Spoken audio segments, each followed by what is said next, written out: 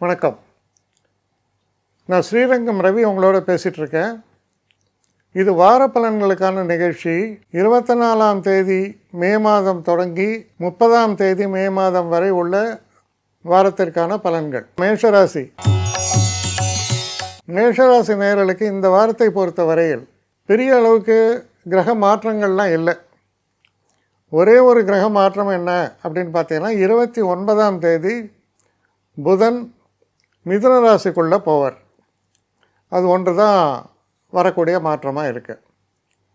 அப்போ இந்த காலகட்டத்தில் நம்ம பார்க்கும் பொழுது முக்கியமாக உங்கள் ராசிக்கு 2ஆம் வீட்டில் சூரியன், இந்த சூரியன் 5ஆம் வீட்டு அதிபதி 2ஆம் வீட்டில் இருப்பதால் முக்கியமான விஷயம் என்னென்னா, நம்ம பேசும்போது நல்ல ஒரு கிளாரிட்டியோடு பேசுவீங்க. ஆனால் சில நேரங்களில் அந்த பேச்சில் உஷ்ணம் அப்படின்னு சொல்லுவார். அதாவது ரொம்ப ஃபேமாக பேசுகிறது, அடித்து பேசுறது, அந்த ஒரு தன்மையை பற்றி பேசும். அதே நேரத்தில் ஃபினான்ஸை பொறுத்த வரைக்கும் ஹெல்த்தியாக இருக்குது, நன்னா இருக்குது. சில நேரங்களில் அரசாங்க ஆதரவு இதெல்லாம் எதிர்பார்த்திங்கன்னா நடக்கும். படிக்கக்கூடிய மாணவர்களுக்கு நல்ல ஒரு ஸ்கோப் உண்டாகிறதுக்கான வாய்ப்புகள் தெரியறது. 3ஆம் இடத்துல இருக்கிறது முக்கியமான விஷயம். என்னென்னா, உங்களுக்கு குரு சுக்கிரன் 2 பெஸ்ட்டு சுபர், இவா தான் 3ஆம் வீட்டில் இருக்காங்க. இதனால் என்ன பலன்? உங்களுடைய கம்யூனிகேஷன் நல்லா இருக்குது. நீங்கள் சொல்லக்கூடிய விஷயங்கள் மற்றவர்களுக்கு ரொம்ப ஒரு ப்ளீஸிங்காக இருக்கும். ஒரு இன்டர்வியூ போகிறீங்க, அங்கே பேசுகிறீங்க, ரொம்ப அறிவுபூர்வமாக பேசுகிறாரு, அதே நேரத்தில் ஆணவம் இல்லாமல் பேசுகிறார் அப்படின்லாம் சொல்லுவாங்க இல்லையா? அந்த மாதிரி ஒரு தன்மையை இது ஏற்படுத்தி தரும். இந்த வாரத்தை பொறுத்தவரையில் நல்ல வாரம், முன்னேற்றமான வாரமாக இருக்கும்.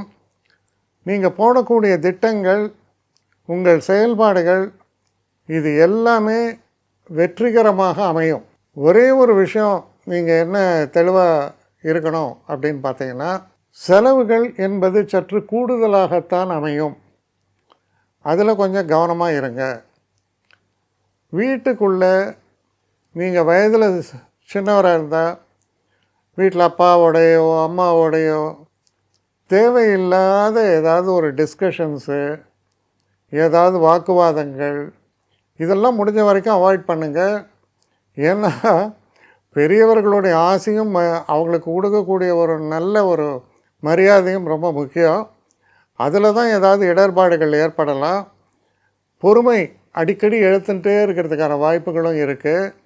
பொறுமை, நிதானம், இதை மட்டும் கடைப்பிடிச்சிங்கன்னா நடக்கக்கூடிய காரியங்கள் உங்களுக்கு சாதகமாக நல்லபடியாக அமையும். என்னை காண்டாக்ட் பண்ணணுன்னு நினைக்கிறவங்க srirangamravi1@gmail.comன்ற ஒரு முகவரிக்கு உங்களுடைய இதை அனுப்புங்க.